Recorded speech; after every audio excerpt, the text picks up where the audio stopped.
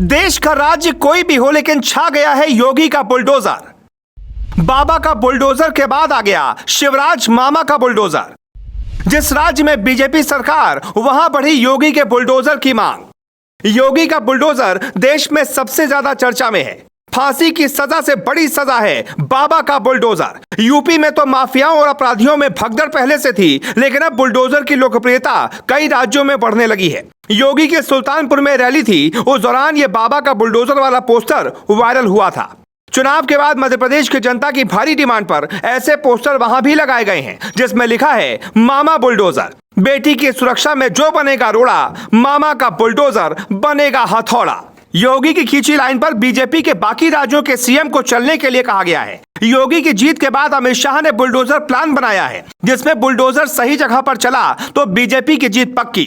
UP में योगी के लिए शिवराज सिंह चौहान ने कई रैलियां की। उन्होंने देखा और महसूस किया कि योगी का बुलडोजर यूपी में सबसे बड़ा मुद्दा है, और फिर योगी को जनता ने बुलडोजर के मुद्दे पर ही जिताया है। मुफ्त राशन से भी बड़ा मुद्दा यूपी में बना बाबा का बुलडोजर। ऐसे में 2023 में मध्य प्रदेश में चुनाव है और अब शिवराज सिंह चौहान भी योगी के पदचिन्हों पर चल रहे हैं। कुछ मामले हम आपको दिखाते हैं, जिससे आपको समझ में आ जाएगा यूपी की तरह ही अब एमपी की जनता को मिल गया है एक योगी, जो मामा की तरह नरम नहीं बल्कि योगी की तरह सख्त हो गया है, और फिर वो माफिया और अपराधियों पर कहर बरपा रहा है। पिछले 3 दिन में 3 ऐसे केस आए हैं जो दावा करते हैं एमपी की जनता के पास भी एक योगी पहुंच गया है। 3 केस को समझिए।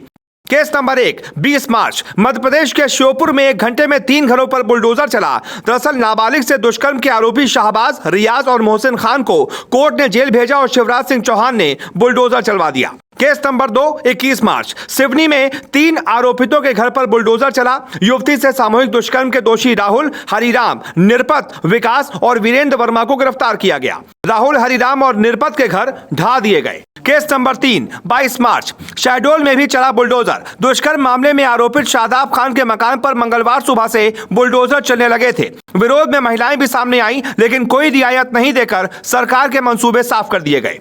अब आपको हम बीजेपी और अमित शाह का नया प्लान समझाते हैं। बीजेपी को पहली बार यह एहसास हुआ कि कानून व्यवस्था पर भी चुनाव जीता जा सकता है। यूपी में योगी की सरकार रिपीट होने के पीछे कानून व्यवस्था का हाथ बहुत बड़ा है। मध्य प्रदेश ही नहीं, आपको बाकी कई राज्यों में ऐसा ही नजारा देखने को मिल सकता है। बाकी राज्यों में भी ये आदेश दिए गए हैं कि योगी का बुलडोजर अपने अपने राज्य में चलाते रहें, क्योंकि जिस यूपी को लोग कहते हैं कि ये कभी नहीं सुधरेगा, उसे योगी ने कुछ सालों में ही बहुत हद तक सुधार दिया है। बीजेपी नेता अक्सर अपने भाषणों में आजम खान, मुख्तार अंसारी और अतीक अहमद का जिक्र करते हैं। तीनों फिलहाल जेल में हैं। राज्य सरकार ने तीनों नेताओं की कई अवैध संपत्तियों पर कब्जा कर लिया है और उन्हें ध्वस्त कर दिया है, और इन्हीं तीनों पर हुई सख्त कार्रवाई से योगी की छवि कानून व्यवस्था के लिए सबसे सफलतम सीएम की बनती चली गई, और फिर बुलडोजर सैकड़ों अपराधियों और माफियाओं पर चले।